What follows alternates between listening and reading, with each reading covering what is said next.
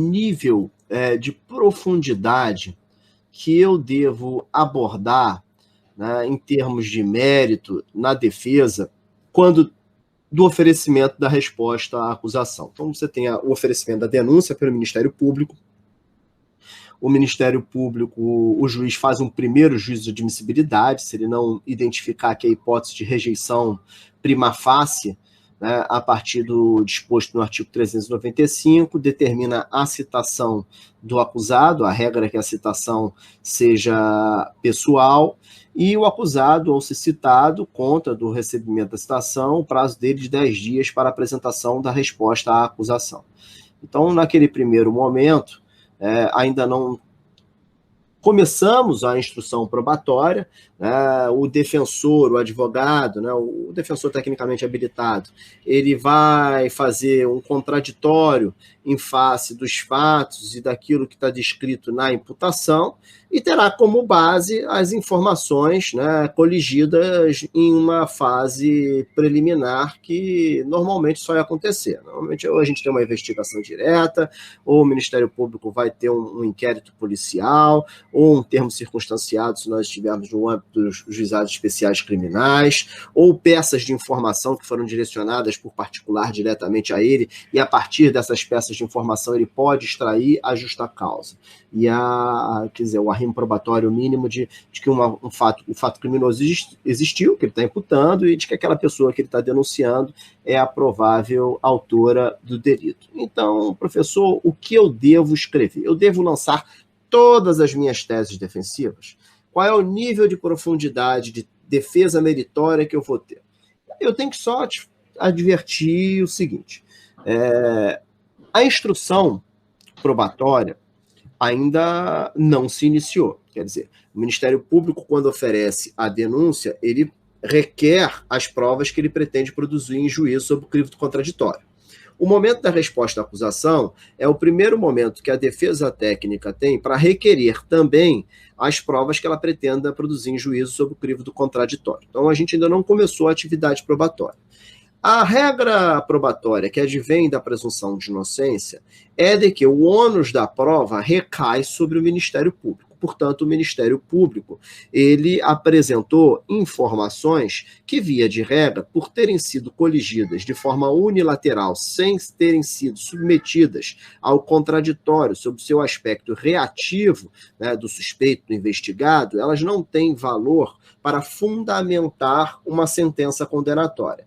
A exceção seria justamente a hipótese das provas pré-constituídas ou antecipadas, em que o contraditório fica postergado, ele fica diferido para a fase processual. A realização de uma perícia, de um exame de corpo de delito, por exemplo, a realização de uma perícia de arrombamento, né, a interceptação telefônica realizada, né, o contraditório nessas hipóteses ele fica diferido para a fase processual e essas provas pré-constituídas, antecipadas, elas podem excepcionalmente servir de fundamento para um juízo condenatório por parte do magistrado.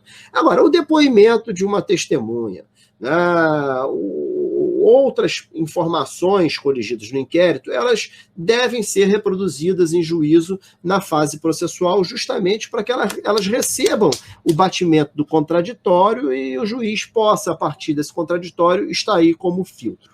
Então, quando você está escrevendo uma resposta à acusação, você está se defendendo, né, de uma acusação sem que ainda tenha sido provada aquela acusação pelo Ministério Público. E a defesa tem, por força também da presunção de inocência, como regra de tratamento, né, do contraditório e do que advém do próprio artigo 5º, inciso 55, da amplitude de defesa, a defesa sempre fala por último.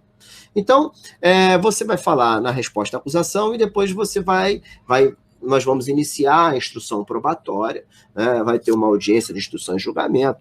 Em casos complexos, essa audiência de instrução e julgamento ela deixa de ser una, ela passa a ser fracionada, né, e depois, lá em alegações finais, você vai falar depois da acusação.